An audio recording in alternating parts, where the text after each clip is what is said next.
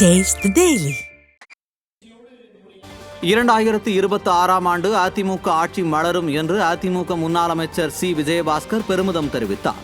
சேலம் மாவட்டம் அயோத்தியாபட்டினம் தெற்கு ஒன்றிய செயலாளர் மெடிக்கல் ராஜா தலைமையில் கழக செயல்வீரர் மற்றும் வீராங்கனைகள் ஆலோசனை கூட்டம் நடைபெற்றது.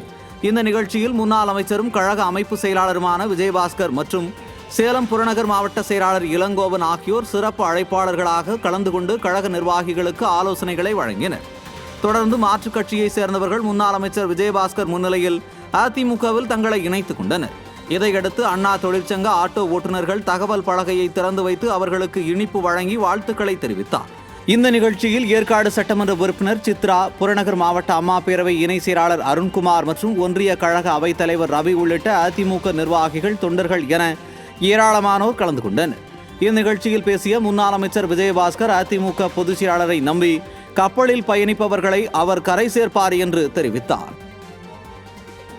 இந்த கடலில் எவ்வளவு பெரிய சூறாவளி வந்தாலும், இந்த கடல்ல எவ்வளவு பெரிய திமிங்கலங்கள் வந்தாலும், திமிங்கலமான அந்த கப்பலை ஆட்டி பார்த்தலாம் நினைச்சாலும் கப்பலை ஓட்டுவது எடப்பாடி என்கிற மாடு இல்லவா?